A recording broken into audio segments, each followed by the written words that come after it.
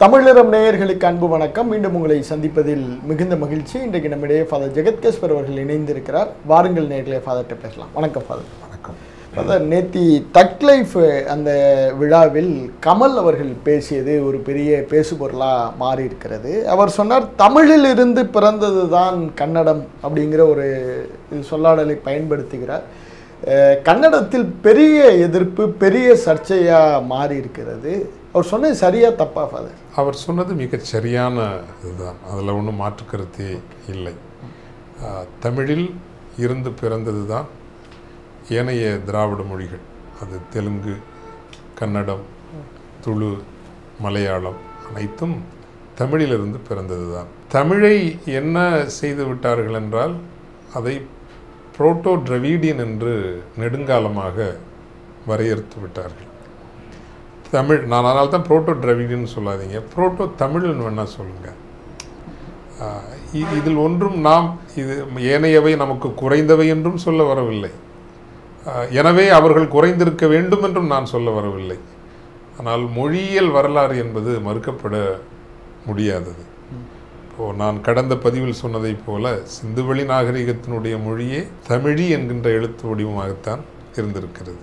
கீழடியிலும் அது கிடைத்திருக்கிறது என்றால் அது நிரூபணமாகிறது. எனவே கமலஹாசன் அவர்கள் சொன்னது மிகச் சரியானது தான். அங்கே எதிர்வினை பார்த்துக்கிட்டிங்கன்னா சித்தராமையா உட்பட எல்லாரும் எங்கள் மொழியை அசிங்கப்படுத்திட்டாங்க அப்படிங்கிற ஒரு புள்ளியை நோக்கி நகர்றாங்க ஃபாதர். அது நமக்கு பல்வேறு கேள்விகளை எழுப்புது. இப்போ இவங்களுக்கு சமஸ்கிருதம் பிரச்சனை இல்லை, தமிழ் தான் பிரச்சனையா அப்படின்னு சொல்ல முடியாது. அதாவது நமக்கு இதில் தான் வந்து நம்ம சில வரலாற்று பயண வழின்னு ஒன்று இருக்கு இல்லைங்களா. அந்த வரலாற்று பயண வழியில் முரண்பாடுகள், போர்கள், அதிகார போட்டிகள் இவற்றினுடைய ஒரு நிலப்பரப்பாகத்தான் தென்னக நிலப்பரப்பு இருந்திருக்கிறது. முதல்ல நம்ம தமிழை நிறுவுவோமே. தமிழ் வந்து இப்போது அவர்களுக்கு முறையான ஒரு கிராமர், இலக்கணத்திற்கான தொடக்கமே கிபி 4ஆம் நூற்றாண்டிற்கு பிறகுதான் தொடங்குகிறது. முறையான ஒரு இலக்கணம் என்பது 12ஆம் நூற்றாண்டு, ஒரு முறைப்படுத்தப்பட்ட இலக்கணம் என்பது அவர்களுக்கு 12ஆம் நூற்றாண்டில் தான் கிடைக்கிறது. அந்த மொழி செழித்த காலம் என்பது 16ஆம் நூற்றாண்டு தான். 16ஆம் நூற்றாண்டில் தான் புரந்தரதாஸ், நமக்கு எப்படி பக்தி இயக்க காலம் வந்ததோ அதே போல் புரந்தரதாஸ் கவிகள், அந்த காலம் என்பது வீர சைவம் அங்கு செழித்த ஒரு காலம். அதில் தான் வருது. நமக்கு தொல்காப்பியம் ரொம்ப ரொம்ப முன்னாடி போகுது இல்லையா. ஏறக்குறைய அதனுடைய வயது கிமு 2000, ஒருவேளை அது 5000 கூட இருக்கலாம். நம்மால் அந்த அளவுக்கு போகுதுன்னா, நானும் இலக்கண நூல்களை படித்திருக்கிறேன். ஆங்கில ரெனன் மார்ட்டினில் தொடங்கி நம்ம ஆங்கில இலக்கணமெல்லாம் படிச்சிருக்கோம்ல. தொல்காப்பியமெல்லாம் எந்த மொழியோடு நீங்கள் ஒப்பிடவே முடியாது. அது மாதிரி ஒரு இலக்கண நூல் வேறு எந்த மொழிக்கும் இருப்பதாக நான் நினைக்கல. நம்ம ஏனைய மொழிகளினுடைய இலக்கணம், இப்போ நான் பிலிப்பீன்ஸில் வாழ்ந்தேன், அதுக்கு இலக்கணம்னு ஒன்றே கிடையாது. நீங்கள் இலக்கணங்கிறது ஒரு கிண்டர் கார்டன், அந்த சின்ன பிள்ளைங்களுக்குள்ள ஒரு புத்தகத்தில் அதனுடைய இலக்கணத்தை நம்ம புரிஞ்சுக்கலாம். இது வந்து நிலம், பொழுது, வாழ்க்கை, உணர்வுகள் எல்லாவற்றையும் கொண்டு வந்து எழுதிய ஒரு இலக்கணத்தை படைத்த மொழி தொல்காப்பியம். ஸோ நமது வரலாறு என்பது ரொம்ப ரொம்ப நீண்டது. இப்போது இப்போ நீங்கள் மலையாளத்துக்கு போங்களேன். மலையாளத்துக்கு போனீங்கன்னா தூய தமிழ் சொற்கள் தான், அந்த எழுத்துக்களை தான் மாற்றி விட்டாங்க, சமஸ்கிருதத்தை கொண்டு வந்து பூத்தி விட்டாங்க. இது வந்து சமஸ்கிருதம் நமக்கு செய்த பெரிய சதிங்கிறது. நம்ம எழுத்து வடிவத்தில் கொஞ்சம் கவனம் செலுத்தலாம். அந்த தமிழிலிருந்து தமிழையே பிடிச்சி கொண்டு வர்றதுக்கான ஆட்சி அமைப்புகள் நமக்கு இருக்கலை. ஆட்சி அதிகாரம் நம்மகிட்ட முறையாக இல்லாதனாலையும், அப்படியே வலுவான ஆட்சி வந்த பொழுதெல்லாம் அதை சுற்றியவர்கள் சமஸ்கிருத சக்திகளாக இருந்ததாலும் எழுத்து வடிவத்தை இழந்து விட்டோம். மொழி அடிப்படையில் நாம் ஒன்று சேர்ந்து விடக்கூடாது என்றுதான் அந்த பிராந்திய மொழிகளை பிரித்தெடுத்து ஸ்கிரிப்டை வந்து ஒன்றே பிராமி அல்லது பாலி அல்லது சமஸ்கிருதம் இதை கொண்டு பிரித்து விட்டுட்டாங்க. ஆனால் அதற்குள்ளும் தமிழ் இழந்து முழுசாக அவங்களால் அழிக்க முடியும். இப்போ நீங்கள் கேரளாவுக்கு போங்களேன். கரை என்பது அடிப்படை சொல் தமிழுக்கு. கரை என்பது அல்லது வேலி என்பது தமிழுக்கு அடிப்படை சொல். கேரளாவினுடைய நிறைய ஊர் பெயர்கள் வந்து அப்படி தான் இருக்கும். மாவேலி கரை, கொட்டார கரை, குளம் என்பது அடிப்படை சொல்.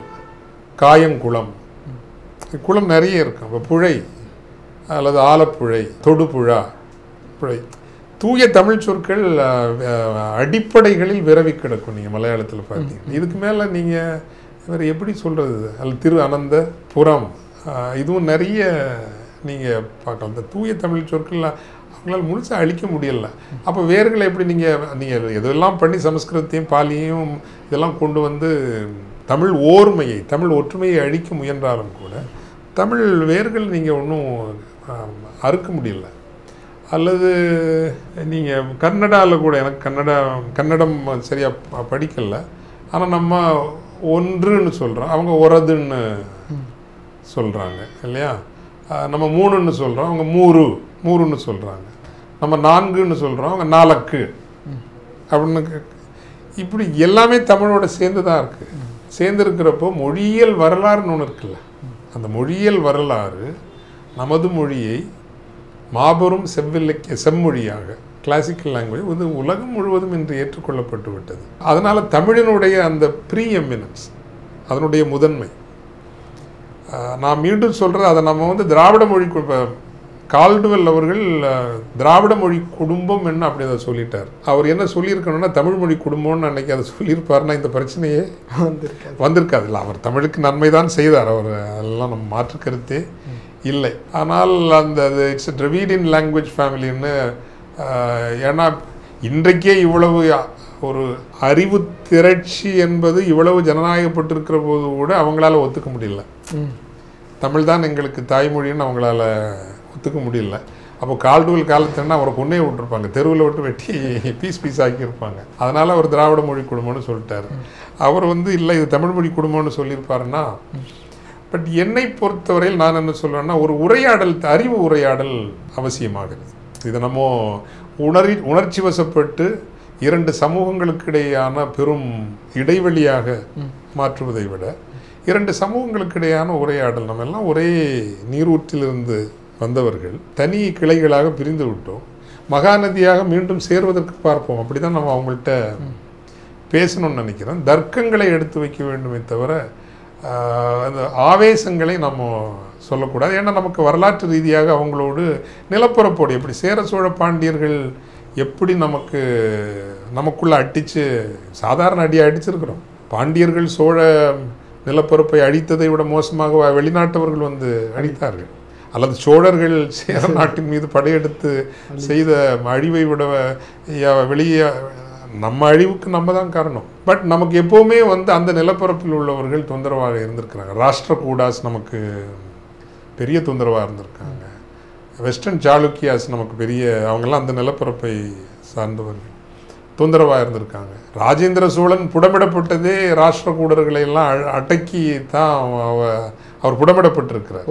ஆமாம் ஆமாம் ஆமாம் ஆமாம். ராஜராஜ சோழன் வந்து அவர் உலகம் பிடிக்க போனதே 53 வயசுலான போயிருக்கார். 53 58 சரியா தெரியல. அவர் கட்டாரம் வரைக்கும் போனது ஏறக்குறைய ஒரு 60 வயதுக்கு 50 வயது கடந்து வந்த பிறகுதான் போயிருக்கார். அதுக்கு முன்னாடி அவர் புடமிடப்பட்டது அந்த நிலப்பரப்பில் தான். ஸோ இன்னைக்கு நேற்றுக்கு இல்லை அவங்களோட நமக்கு பிரச்சனை. அதுவும் ஒரு அடங்காத நிலம், நாமும் ஒரு அடங்காத நிலம்னு வச்சுக்கலாமே. அதனால் அந்த நினைவுகள் அவங்களுக்கு உண்டு. நம்ம வந்து சண்டை போட்டிருக்கிறோம். அந்த ஊரில் பெங்களூரில் இருக்கிற எல்லா ஏரிகளும் நம்ம சோழர்களால் உருவாக்கப்பட்ட ஏரிகள் தான். ஸோ அதனால் வந்து இன்றைக்கும் அவங்க தங்களுடைய தனித்துவத்தை நிலைநிறுத்த விரும்புகிறார்கள். எங்கள்கிட்டமிருந்தான் நீங்கள் வந்தீங்க அப்படின்னா அது அவங்களுக்கு இன்றைக்கி நிறைய சிக்கல் இருக்குது. இன்றைக்கி தமிழர்களினுடைய அரசியல் உரிமைகள் எல்லாம் அங்கு முற்றுமுழுதாக விளிம்பு நிலைக்கு. பெங்களூர்லேயே நீங்கள் பாருங்களேன், எங்கள் தாய்மொழி தமிழ் என்று சொல்லி அரசிடம் பதிவு செய்திருக்கிறவர்கள் 24 லட்சம் பேர் இருக்காங்க. அப்போது அப்படி பதிவு செய்யாதவர்கள், இங்கேருந்து அங்கே போய் தற்காலிகமாக வாழ்ந்து வருகிறவர்கள் எல்லாம் கணக்கு போட்டால் பெங்களூர்லேயே ஒரு 35 லட்சம் தமிழர்கள் இருப்பார்கள். ஆனால் நம்ம சொல்கிறதுக்குன்னு ஒரு அமைச்சரோ எம்எல்ஏ இல்லைல்ல. தெலுங்கு எம்எல்ஏக்கள் 6 பேர் இருக்காங்கன்னு நினைக்கிறேன். மலையாளத்துக்கு கூட ஒரு 2-4 பேர் இருக்காங்க. தமிழர்களுக்கு என்று சொல்லிக்கொள்வதற்கு யார் இருக்காங்க? ஸோ அரசியல் ரீதியாக மிகவும் விளிம்பு நிலைக்கு தள்ளப்பட்ட ஒரு சமூகமாகத்தான் இருக்கிறோம். ஸோ இதெல்லாம் நம்ம வெளியே கொண்டு வந்தால் நம்முடைய கோரிக்கைகள் வலுத்து விடுமோ, நம்மாலேயும் சரி நம்ம தமிழ் மக்களுக்கு எதுவும் சங்கடங்கள் வந்துவிடக்கூடாதுங்கிறதுக்காக நம்ம இங்கே அமைதியாக இருக்கிறோம். ஏன்னா ஒரு கலவரங்கள் 2 நடந்த அனுபவம் நமக்கு இருக்குது. ஸோ அங்கே உள்ளுக்குள்ளே இருக்கிற அதிகார சக்திகள் பலர் தமிழுக்கு எதிரானவங்க. இந்த காரணங்களால் தான் நீங்கள் சொல்கிற மாதிரி இந்த கதையாடல் வருகிறது. நாம் தான் சற்று பொறுப்போடும் கவனத்தோடும் நீண்ட நோக்கோடும் தொலைநோக்கோடும் நடந்து கொள்ள வேண்டும். உரையாடல் புள்ளிகளை உருவாக்க வேண்டும். அறிவு கதையாடல்களை இன்னும் நம்ம பெருசாக நம்ம கொண்டு போகணும். தர்க்க ரீதியாகவும் விஞ்ஞான அடிப்படையிலும் நமது வாதங்களை சமூக ஊடகங்களில் இன்னும் மேம்படுத்த வேண்டும். ஏன்னா நம்ம இன்றைக்கும் நீங்கள் போய் இப்போ பார்த்தீங்கன்னா எல்லா அந்த முக்கியமான அறிவு களங்களிலெல்லாம் சமஸ்கிருதம் சார்ந்தவர்கள் இருக்கிறார்கள். அப்போ இந்த இந்த இந்த பிளவுகளையும் இதையும் எவ்வளவு கூர்மைப்படுத்தி வைக்க முடியுமோ அதுக்கான எழுத்துக்களைத்தான், அது விக்கிபீடியாவாக இருக்கலாம், கோராவாக இருக்கலாம், எல்லா அறிவுக்களங்களிலும் அதைத்தான் நிரப்பி வைத்திருப்பார்கள். தமிழுக்கென்று இதை ஒரு சண்டை இல்லாமல் மென்மையாகவும் உறுதியாகவும் எடுத்து சொல்வதற்கான அறிவு முயற்சிகள் அங்கங்கே இருக்குது. ஆனால் அதை ஆம்பிளிஃபை பண்ணுறது, ஒரு பெரிய ஒரு வெளிச்சத்திற்கு கொண்டு வருகின்ற முயற்சிகள் நிறைய நடக்கணும்னு நான் நினைக்கிறேன். ஃபாதர், இதில் மிக முக்கியமாக ஃபாதர், அவங்க ஹிந்தி சமஸ்கிருதம் அதை ஏற்றுப்பாங்க, ஆனால் தமிழை ஏற்றுக்க மாட்டாங்கங்கிற ஒரு புள்ளி ரொம்ப நுட்பமானது தானே. ஏன்னா இப்போ நீங்கள் பார்த்துக்கிட்டிங்கன்னா தமிழை உள்ளடக்கிய திராவிடம்னு பேசுகிறோம். ஆனால் அது ஒரு சொல்லாடல் தானே இருக்கு. திராவிடம் வெர்சஸ் ஆரியம், ஆரியத்திற்கு எதிரான ஒரு சொல்லாடல் தான் திராவிடமா? அப்படிதான் உள்வாங்கிக்கிறது. அப்படி இல்லை. அதாவதுங்க, நமக்கு ஒரு நான் அடிக்கடி சொல்வதை போல சேர சோழ பாண்டியர் காலத்திற்கு பிறகு அரசியல் அதிகாரம் இழந்த ஒரு இனமாக நாம் மாறிவிட்டோம். அது ரொம்ப முக்கியமாக நீங்கள் கவனிக்க வேண்டிய ஒரு விஷயம். தொடர்ந்து நாம் அந்நியர்களினுடைய ஆட்சியில் தான் இருந்திருக்கிறோம். நம்ம அந்நியர் ஆட்சின்னு சொன்னதும் போர்ச்சுகீசியர்களும் டச்சுக்காரர்களும் வெள்ளைக்காரர்களும் முகலாயர்கள் தான் நமக்கு நினைவுக்கு வருது. ஆனால் விஜயநகர பேரரசு இங்கேருந்து வந்தவனுங்க இங்கே சமஸ்கிருதத்தை வளர்த்தவனுங்க இவனையெல்லாம் வந்தேறிங்கன்னு நம்ம சொல்கிறது இல்லை. நம்ம மீது பண்பாட்டு படையெடுப்புகளை நடத்தி நம்மை, நமது மொழியை, நமது அடிப்படைகளை அழித்தவர்கள், நமது நிலங்களை கபளீகரம் செய்தவர்கள், நமது பொருளாதாரத்தை கொள்ளையடித்தவர்கள் அப்படின்னு அது இந்திய தேசியத்துக்குள்ளே அது மறைஞ்சிருது. அதனால தான் நம்ம இந்திய தேசியத்தை இன்னைக்கு கேள்விக்குள்ளாக்குறது. சரி, நமக்கு ஒரு போஸ்ட் கொலோனியல் நேரட்டிவ் ஒன்று சொல்லுவோம். இந்திய விடுதலைக்காக வெள்ளையர்களுக்கு எதிரான ஒரு கதையாடல் இங்கு கட்டமைக்கப்பட்டது. அந்த கதையாடலுக்கு பின்னால் தான் இன்றைக்கு இன்று காட்டப்படுகின்ற RSS தேசியமும் நிற்கிறது. ஆனால் இங்கு இருந்தவர்களே, இந்திய நிலப்பரப்பை சார்ந்தவர்களே தமிழை எப்படியெல்லாம் அழித்தார்கள் அப்படிங்கிற கதையாடல் இன்னும் நமக்கு நடக்கலை இல்லைங்களா? ஸோ அப்படி பார்க்கிற போது இப்போ நீங்கள் பார்த்தீங்கன்னா நம்ம சமூகங்களை எடுத்துக்கோமே. இப்போ முக்குலத்தூர் சமூகத்தை எடுத்துக்கோங்க. திமுக அதிமுகன்னு 2 கட்சியும் வந்த பிறகு தானே அவங்க கொஞ்சம் மேலே வராங்க இல்லைங்களா? அது வரைக்கும் எல்லோராலும் பயன்படுத்தப்பட்ட ஒரு இனமாகத்தானே இருந்திருக்காங்க. வந்தவர்கள் அவர்களை போருக்கும் மற்ற இதுகளுக்கும் பயன்படுத்தி இருக்கிறார்கள். அவங்க கையில் பணம் பொருளுது, அதிகாரம் இன்னைக்கு பொருளுதுன்னா இந்த திமுக திராவிட இயக்கங்களுக்கு பின்னால் இருந்தது அரசு தமிழ் என்கின்ற அந்த கோட்பாடு தான். அல்லது நீங்கள் வன்னியர் சமூகத்தை எடுத்துக்கொள்ளுங்கள். இந்த சமூக நீதி எழுச்சி வந்த பிறகுதானே அந்த சமூகமும் அதிகாரத்தில் பங்கெடுப்பதற்காக. இவையெல்லாம் தூய தமிழ் சமூகம், இந்த நிலத்திற்குரிய சமூகங்கள். ஆனால் இந்த அந்நிய படையெடுப்புகளால் சாதியத்தாலும் அந்நிய படையெடுப்புகளாலும் இப்போ தேவேந்திர குல வேளாளர் சமூகம் அது ஒரு மிகப்பெரிய சமூகம். ஆனால் இன்னைக்கு பொருண்மை அதிகாரமும் இல்லாமல், ஒரு அரசியல் அதிகாரமும் இல்லாமல், சோஷியல் கேபிட்டல் கூட. சோஷியல் கேபிட்டல் என்ன? இந்த சாதியம்ங்கிறது என்னென்னா, இப்போ நான் ஒரு நகரத்து செட்டியாருன்னா அந்த ஃபீலிங் அதான் சோஷியல் கேபிட்டலுங்கிறது. அல்லது நான் ஒரு பிராமணர் அப்படின்னா உங்களுக்கான அந்த யுவர் ஓன் ஃபீலிங், உங்களுடைய உணர்வே அப்படி ஒரு இதாகுது. மற்றவங்க ஏற்றுக்கொள்வதும் வேற லெவலில் அது இருக்குது இல்லைங்களா? அல்லது ஒரு சைவ பிள்ளை செங்குந்த முதலியார், இதுதான் நம்ம சோஷியல் கேபிட்டல்னு சொல்கிறோம். ஸோ தமிழ் சமூகத்திலேயே பெரும் தொகுப்பினர் பல நூறு ஆண்டுகளாக எந்த கேபிட்டலும் இல்லாமல், லேண்ட் கேபிட்டலும் இல்லை, நிலமும் அவர்களுக்காக இருக்கவில்லை, தொழில் வணிகமும் அவர்களுக்காக இருக்கவில்லை, அரசியல் அதிகாரமும் அவர்களுக்காக இருக்கவில்லை, சமூகத்தில் வந்து நின்றால் கூட அவங்க எல்லாம் ஒரு ரொம்ப சோஷியல் கேபிட்டலும் இல்லை. அதனால் இந்த சமூகங்களோடு தமிழ் மொழியும் அடையாளப்படுத்தப்பட்டு விட்டது. இப்போ இன்றைக்கி நம்ம பார்க்குறோம்ல, கொஞ்சம் பொருளாதாரத்தில் வளர்ந்துட்டானா நமஸ்காரம் வருது இல்லை, வணக்கம் சொல்ல வரல, நான் வேணும்னு சொல்லுவேன் வணக்கம். எனக்கு யாராவது நமஸ்காரம் சொன்னாங்கன்னா வணக்கம் அப்படின்னு தான் நான் சொல்லுவேன். போய் நமஸ்காரம் தப்பு இல்லை, ஜாலியாக சொல்கிறேன், நமஸ்காரம்னு சொல்கிற தப்பு இல்லை. அதனால் அதற்கு பின்னால் வந்து ஒரு அரசியல், சின்ன சின்ன இதுலேயும் ஒரு அரசியல் இருக்கு இல்லைங்களா. ஸோ அப்படி நீ ஏன்னு சொன்னா, தமிழோடு சம்பந்தப்பட்டவர்கள் ஏதோ குறைவானவர்கள், தமிழ் உண்மையான தமிழ் குடிகள் என்பவர்கள் அரசியல் அதிகாரமும் பொருளாதார அதிகாரமும் சமூக அதிகாரமும் பறிக்கப்பட்டவர்களாக கடந்த ஒரு 700-800 ஆண்டுகளாக இருந்துட்டாங்க. அதனால தான் நம்முடைய எல்லா வகையிலையும் நம்முடைய பொருளாதாரம், சோஷியல் கேபிட்டல் எல்லாத்தையும் மேலே கொண்டு போகணும். இப்போ நான் ரைஸுங்கிற ஒரு அமைப்பு நடத்துகிறோம் இல்லைங்களா, ரைஸ் எழுமின்ங்கிற 30 நாடுகளில் நடத்துகிறோம். 14 மாநாடுகளை நடத்தி முடிச்சிட்டோம்.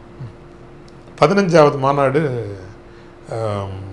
பினாங்கில் ஆகஸ்ட் மாதம் நடக்க போகுது. நீங்கள்லாம் வாங்கன்னு உங்களை அழைக்கிறேன். இந்த 15 மாநாடுகளும் எங்கே 7 ஸ்டார் ஹோட்டல், அந்த சிட்டியில் இருந்தால் 7 ஸ்டார் ஹோட்டலில் தான் நடக்கும். என்கிட்ட பணம் இருக்கான பணம் கிடையாது, அப்புறம் கடன்பட்டு தான் நடத்தியிருக்கிறேன் சில நேரங்களில். ஆனாலும் தனி வாழ்வில் எளிமை கடைபிடிக்க வேண்டும். எளிமையை போல் சிறப்பும் பேரழகும் இல்லை. ஆனால் தமிழனாக நீ களத்தில் நிற்கிற போது, தமிழன் என்கின்ற அடையாளத்தோடு நிற்கிற போது, இந்த உலகில் எவனுக்கும் நீ குறைந்தவன் அல்ல. அதனால தான் துபாயில் மாநாடு நடத்தினப்போ பாம் ஜுமேரான்னு ஒரு 7 ஸ்டாரில் தான் நடத்தினோம். உலகின் வல்லமை மிக்க தலைவர்கள் நாம் ஒன்று கூடுகிற, சுவிட்சர்லாந்துலேயும் நாங்கள் ஜூரிச்சிலேயோ ஜெனீவாலேயோ கூட நடத்தல, போடா டாவோஸ்க்கு போவோம். நம்ம பில்கேட்ஸும் அல்லது ட்ரம்ப் இந்த மாதிரி ஆட்கள்லாம் கூடுற அதே ஹாலுக்கு போய் நில்லுங்கடா, நம்ம இத்தினுண்டு எறும்பு தான், ஆனால் அந்த இடத்துக்கு வரணும், நாங்களும் அந்த இடத்துல நிற்போம். ஸோ அதுதான் சோஷியல் கேபிட்டலுங்கிறது. இப்போ டாவோஸில் நடத்தினாலே இப்போ கொஞ்சம் தமிழர்களுக்கு பரவாயில்ல, அப்போ தமிழ் பேசியும் நம்ம தொழில் வணிகம் செய்யலாம் போல இருக்குது. அது தன்னம்பிக்கை வருதில்ல, அந்த கூட்டு தன்னம்பிக்கையை நம்ம கொடுக்க தவறிட்டோம்.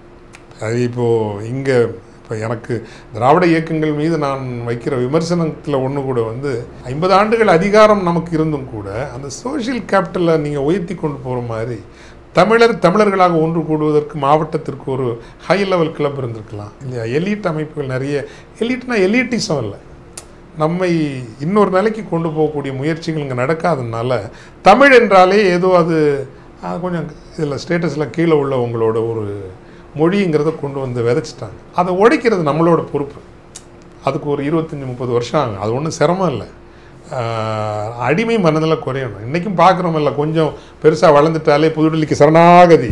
ஏன்னா அதுக்கே புதுடெல்லிக்குள்ளதை நம்ம கொடுத்துருவோம், அவனுக்குள்ள வரியை நம்ம கொடுப்போம், நம்மளாக நிற்போம், தலை நிமிர்ந்து நிற்போம். என்ன அவனுக்கு கீழே நம்ம சரணடைஞ்சு கிடக்கிறது?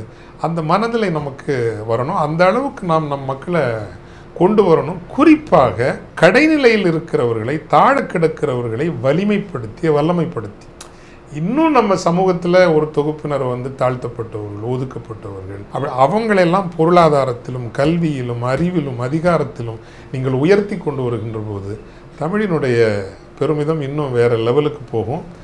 அது வரும், வராமெல்லாம் போகாது. அது எங்கேருந்து தொடங்கணும்னா தமிழ்நாட்டினுடைய கல்வியை சீரமைப்பதிலிருந்து தொடங்கணும். தமிழில் 5ஆம் வகுப்பு வரை எல்லா பாடமும் தமிழ்லேயே சொல்லிக் கொடுங்க. நான் ஆங்கிலம் பேசலையா? நல்லா தான் பேசுகிறேன். நான் என்ன 12ஆம் வகுப்பு வரைக்கும் நான் தமிழில் தான் படித்தேன்.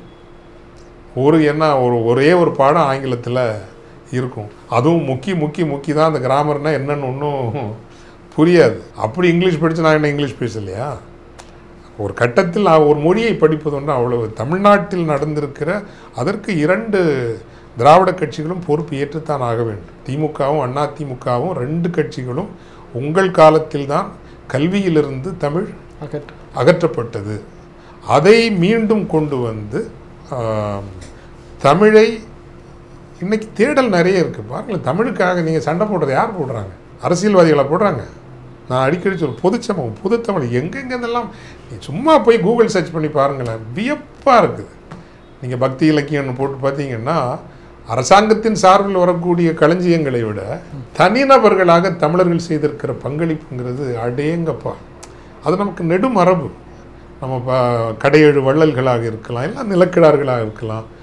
ஒரு மிடு கீழே இருந்தவங்க தான் தமிழுக்கு நிறைய செய்திருக்காங்க. பட் கொள்கை மாற்றங்கள் சரி அடிப்படையில் தமிழுக்கு நடக்கணும், நடந்தே ஆகணும். அதுக்கு பெரிய முதலீடுகளும் அரசு செய்யணும், பொது சமூகம் நம்ம செய்யணும். ஒரு மாபெரும் தமிழ் எழுச்சியை மீண்டும் உருவாக்க வேண்டும். நம்ம இப்போதைக்கு பக்கத்தில் உள்ளவங்களோட போய் சண்டை போட வேணாங்கிறது என்னோட கருத்து. இப்போ மலையாளிகளோடோ அல்லது கன்னடர்களோடோ தெலுங்கர்களோடோ நம்ம சண்டை போட வேணாம். ஆனால் என்ன பண்ணணும் அப்படின்னா, கன்னட சமூகத்திற்குள்ளே நம்ம இங்கே இருக்கிறோம் இல்லைங்களா, சாமானிய ஓபிசிஸ் அண்ட் ஒரு சமூகம் இருக்கு இல்லைங்க. நம்ம ஊரில் இருக்கிற முக்குலத்தூர், வன்னியூர், ஒடையார், தேவேந்திரகுல வேளாளர், பறையர், இந்த சமூகங்கள்லாம் இருக்கு இல்லைங்களா. இதே போல் நிறைய சமூகங்கள் அங்கே இருக்குது, எங்கள் கர்நாடகத்தில் இருக்குது. அந்த சமூகங்களோட நம்ம ஒரு உரையாடலே வச்சுக்கல, அந்த சமூகங்கள்கிட்ட போகணும். ஏன்னா அவங்களுடைய சப்கான்ஷியஸும் அன்கான்ஷியஸும் தமிழாக மட்டும்தான் இருக்கும். கன்னடா பேசினாலும் அவங்களுடைய சப்கான்ஷியஸ் தமிழாக தான் இருக்கும். கேரளாவுக்கு போகணும், அங்கே இருக்கிற பினராயி விஜயன் உட்படன்னு சொல்லுங்கள், ஈழவர்களோட சப்கான்ஷியஸ் தமிழாக தான் இருக்கும். முக்குவர்கள், அங்கே இருக்கிற முக்குவர்கள் மீனவர்களுடைய சப்கான்ஷியஸ் தமிழாக தான் இருக்கும். அங்கே இருக்கக்கூடிய பறையர், புலையர், சாம்பவர், இவர்களுடைய சப்கான்ஷியஸ், அங்கே இருக்கக்கூடிய கணிசமான எண்ணிக்கையில் இருக்கிற நாடார்கள், சைவ வேளாளர்கள் கேரளாவில் எல்லாம் சப்கான்ஷியஸுங்கிறது தமிழாக தான் இருக்கும். அவங்களோட நம்ம பேசணும், உறவு கொள்ளணும், உரையாடணும். எடுத்ததும் பிடிச்சதும் அவங்களோட போய் சண்டைக்கு நின்னோம்னா பழைய சேர சோழ பாண்டிய சண்டையாக தான் அது இருக்கும். அப்படி இருக்கக்கூடாது. ஒரு ஆக்கப்பூர்வமான நீண்ட நோக்கு கொண்ட அறிவு உரையாடல், கலை பண்பாட்டு உரையாடலாக அது பரிமளிக்கணும்.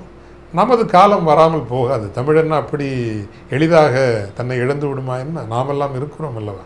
இதை கேட்டுக்கொண்டிருக்கிற ஒரு 10,000 பேராவது கேட்குறாங்கல்ல. 10,000 பேர் கேட்குறாங்கன்னா 1 கோடி பேர் வெளியே அதே உணர்வோடு இருக்கிறாங்கன்னு தானே அர்த்தம் இல்லைங்களா. 10,000 கீழே வந்து மோசமாக கமெண்ட் போடுறதுக்கு ஏதோ 2 பேர் தானே கஷ்டப்பட்டு வராங்க இல்லையா. அப்படின்னா தமிழ் உணர்வு உள்ளவங்க நிறைய இருக்காங்க தானே. தலைநிமிர் காலம் நமக்கும் உண்டு. கண்டிப்பாக. நன்றி. நன்றி. நன்றி.